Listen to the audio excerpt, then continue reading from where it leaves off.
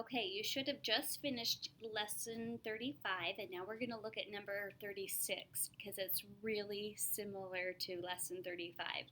So, on number 1, it's giving you this repeated addition problem 3/4 plus 3/4 plus 3/4 plus 3/4, and they want you to write it in a tape or draw a tape diagram for it. So, really, you're just going to have a tape diagram of 3/4 and there's your first one, and another 3/4, and another 3/4, and another 3/4. They just want you to draw them together to show those together in 4 groups. And then they want you to write it as a multiplication sentence. So how many groups of 3/4 do we have?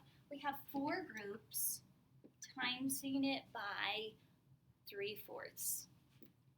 Alright, so it's saying that our group, there are 4 of them that are 3/4 big.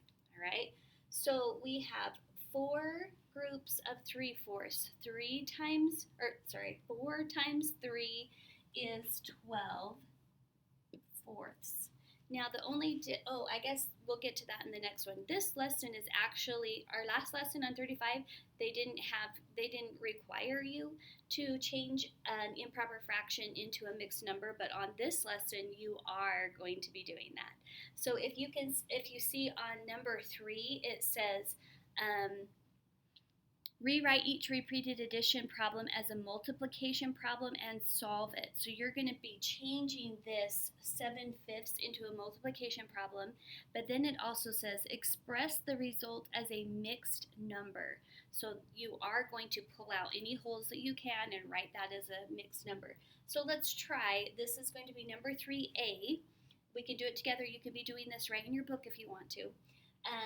We have how many of these 7/5 pieces? Well, we have 1, 2, 3, 4 of them. So I would write 4 groups times by 7/5. All right, and so now we can just multiply that across. We can say 4 times 7 is 28 fifths. But then I can't leave this as an improper fraction on this lesson. They want you to rewrite this as a mixed number. So you can do it however many ways you want. You can count by 5s and say, well, how many 5s can I get out of 28? 5, 10, 15, 20, 25. I can get 5 whole groups or 5 whole wholes out of it. And then how many would I have left over? 5, 10, 15, 20, 25, 26, 27, 28. We have 3 of those 1/5 pieces left over. So my final answer would be 5 3/5. Now you could pull a number bond out of this and draw a number bond and say, okay, I have 5/5 and 5/5 and 5/5 and 5/5 and another 5/5. And then I have 5, 10, 15, 20, 25, and I have 3/5 left over, and get it that way too. Or you can just count by 5s and see how many groups of 5 can I make out of until I get to close to 28 without going over. All right, so one last problem. We're going to do a word problem together because you do have 3 word problems on your assignment today. So we're going to do one of them together. And this is going to be problem number 5. Morgan poured, maybe I can hold it up so you can see it. It says, Morgan poured 9/10 liter of punch into each of 6 bottles. How many liters of punch did she pour in all? So I'm thinking, all right, she's pouring the same amount every time into how many bottles?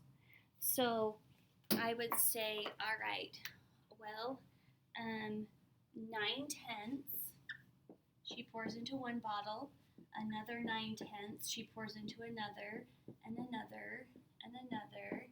And how many bottles were there? There were 6 of them, right? 1, 2, 3, 4, 5, 6. So this would be kind of like my diagram of it.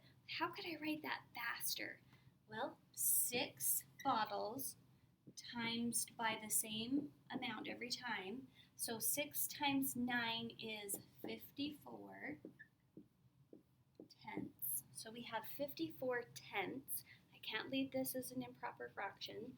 So I can say, all right, 10, 20, 30, 40, 50. There's going to be 5 holes there with 4 of those little tenths left over. So my answer would be 5 and 4 tenths. Now I need to write this as an answer statement. So Morgan poured 9/10 liters of punch into each of 6 bottles. How many liters of punch did she pour in all? She poured 5 and 4 tenths. So we put she poured 5 and 4 tenths liters in all. All right, you can make that look prettier than I did.